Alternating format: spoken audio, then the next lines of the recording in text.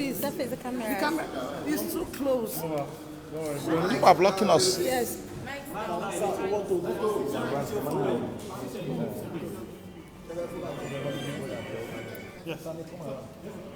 Please ask questions.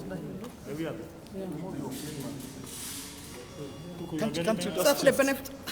Okay, let's move fast. So for the benefit of Nigerians, could you tell us exactly what happened in court today? Briefly, sir. If you don't want me to talk, I go. What do you mean by the longer waiting application, those two applications. Sorry, I don't have to care to rider. If you want to go, you go. Sorry, Leonel Silk. Our apologies, Leonel Silk. I don't have to speak. Our apologies. You all were in court. Our apologies. I don't have to speak. Our apologies, please. Finally, those two long awaited applications have finally had their day. Sorry? The two applications, those two pending applications, have finally had their day. Tell us how it's like. No, not the two applications, one. And that is the one that is jurisdictional, which is saying that all the 15 counts in the charge are bad, and bad. Like I described it before the court, they are as dead as dodo. All that the court requires is to give them a decent burial. Because there is nothing whatsoever in the counts at all. You are accusing Nnamdi Kanu of making some broadcast. You didn't say where this broadcast was made. Was it made in the spirit world? Was it made in the air? Was it made under the ground? You didn't state. That was to run away from the first count they had fired, which we attacked when they had mentioned the United Kingdom. So they thought that by not mentioning a place, they had gotten away from it. But as a matter of fact, they have worsened their case because the Federal High Court Act says specifically, Section 34, that you must state the very location, specific location where an offense has been committed. Yes. That is one. They couldn't state any. They say made brokers, and that the brokers were in furtherance of some treasonable acts. For you to charge a person with furthering treason, you must have to charge the person with treason. Nnamdi Kanu is not charged with treason here. We call it the predicate offense. Sure. It is from this predicate offense that the acts of furthering will emanate. So they are building castles on empty air. There's nothing to support it. You are saying that the broadcast he made led to protests, violent protests in the east and in Lagos, affecting Lagos' transportation system. Does this court have jurisdiction territorially over Lagos and matters that happen near Uli, near Ihiala, in Anambra State? No. Does this court have jurisdiction over matters if there was an offense committed, for example, say in UK? Does this court have jurisdiction over matters that happen in UK? Answer, no. Because this court cannot exercise jurisdiction on matters within a sovereign land, another country that has sovereignty under international law. Another major point is that you are trying this man, saying for committing, for belonging to a proscribed organization. And I must now say this, contrary to what the prosecution said last time. Nnamdi Kanu has never denied being a member of IPOD. He says, I am not a member of proscribed IPOD. I want all of you to know the difference. And when IPOD was proscribed through the court process, Nnamdi Kanu challenged it. The matter is at the Court of Appeal currently. Yeah. Nobody knows the judgment of the Court of Appeal. If the Court of Appeal finally says that this proscription was wrong, as we are contending, let's say by that time you had already tried Nnamdi and jailed him, how will you bring him back? So you are trying him under a law that is inchoate, that is being challenged, whose efficacy and longevity is being tested and has not been finished. So we call it lite pendens, or the doctrine of sub judice. So you cannot. So Nnamdi Kanu, in his extrajudicial statement, said he founded IPOD in 2012 in London, and that is the head. He has never denied being the founder, head, and member of IPOD, but he denies being a member of proscribed IPOD. This point must be made clear. We have also challenged the entire law itself, the Terrorism Prevention Act as amended of 2011 as amended in 2013. Now, it is not a law within the exclusive legislative list of the National Assembly that it ought to have made. It has no competence to make it under the Constitution. We have also challenged that. There are other grounds, very strong grounds, where we are challenging that. For example, you brought this man, you abducted him by force, you tortured him, you captured him like a common criminal in Kenya. A British citizen who had gone to Kenya voluntarily, you captured him, you abducted him, and you rendered him to Nigeria by force without going through any extradition process. And all the laws governing this matter, like Article 12, sub 4, Article 34 of the African Charter on Human and People's Rights, like sections 4 to 6 of the terrorism and other acts within the Commonwealth jurisdiction, and even Part 5A of the guidelines issued pursuant to the African Charter on Human and People's Rights, say that before you can try a person for an offense, you have to show that the person was rendered freely and voluntarily, lawfully, to your country from the country where he was, maybe as a fugitive or as a visitor.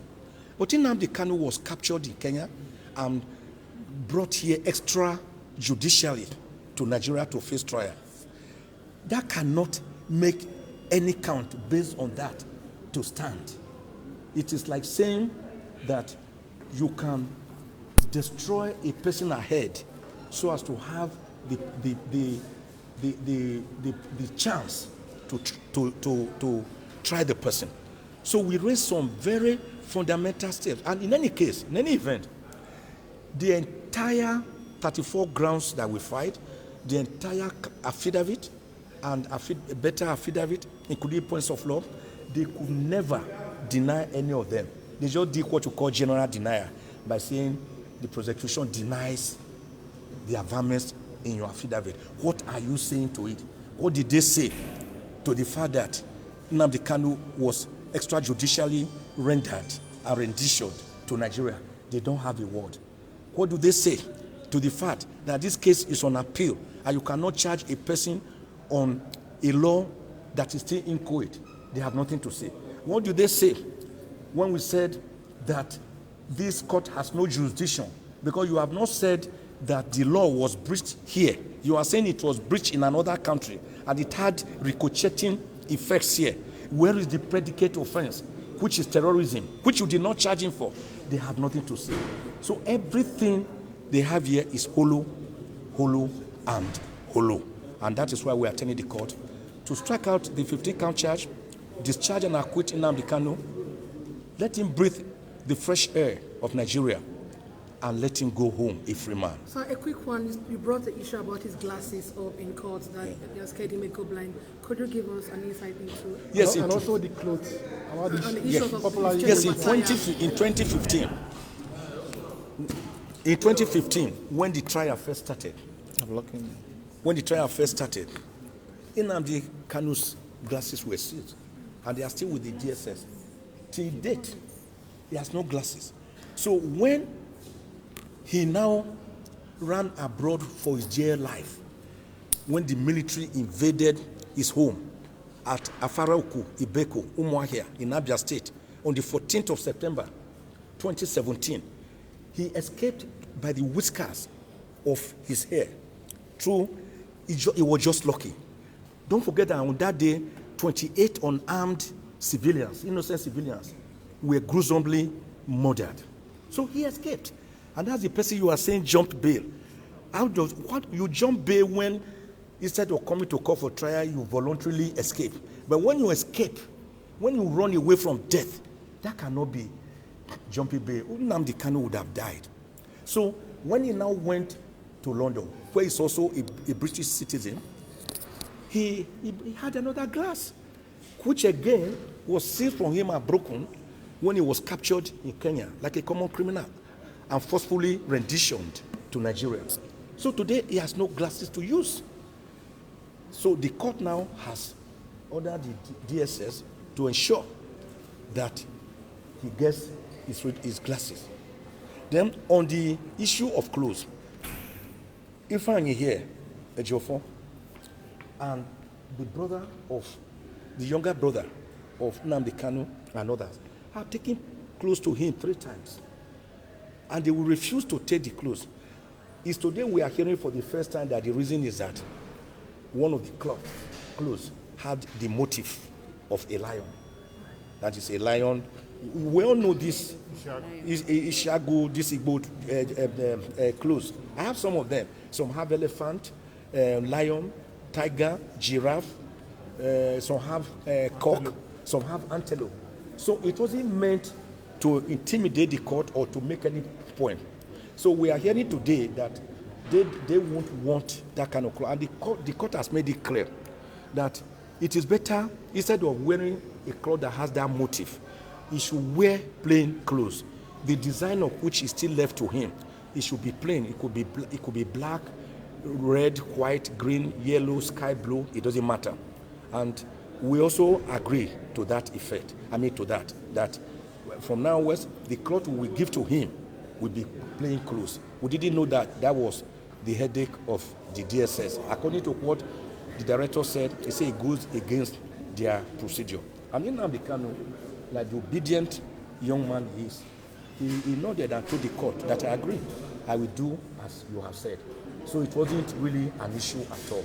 But I think, to me, that was a red herring to escape from the fact that they have continuously breached the orders of this court to allow him to have his clothes. So now I've directed Ifeanyi Ejiofor to provide other clothes for him that do not have the motif of a lion or a tiger. So it could be another designer wear if he has another one, because he has been using one cloth since June last year. That is not good for any human being at all. The repetitiveness alone is itself a problem when you continue to wear the same cloth. It is not good for his psyche, it's not good for his psychology, it's not good for his mental health, it's not good for his physical health, it's not good for his psychological health, it's not good for his spiritual health. And today, I believe that the Director, Legal Service of DSS, who was in court, will carry out the instructions of my Lord when we bring a different set of clothes to him. Thank you very much. I want to just say this finally, that we had a wonderful day, and that the finger of God in Exodus 8:19 is on this matter. I want to emphasize Lamentations 3:37.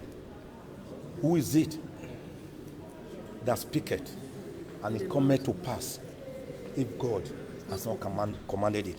I want to again put forward Genesis 18:15, which is replicated in Jeremiah 32:27. Behold, I am the God of all flesh. Is there anything too hard for me? We have handed over this case to God, and God, that same God who parted the Red Sea for the Israelites to pass through and close it against Pharaoh and his Egyptian terrorists, is still alive, healthy, and well on the throne. Thank you.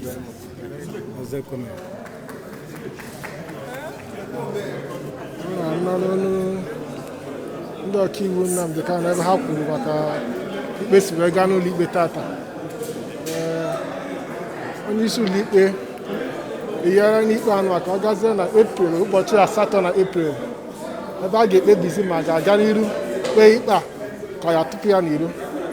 Ma dịka ọ dị ugbu a, unu gara na BBC News Igbo echi maka ihe niile si gaa na ikpe tata. gaa na bbcigbo.com ugbu a ị ga-afụ ma onyonyo ma foto niile ihe niile gbanyere ụlọikpe tata maka o si aga n'iru tata na-ekene unu maka isonyere anyị ka nakwa n'iru ka na-echekwa ịma ma ga n'olu ọkaiwu Ejiofọ ka ọ gwa anyị okwu gbasara ka obi ya dị nke ikpeazụ gaa tata. Ndewo.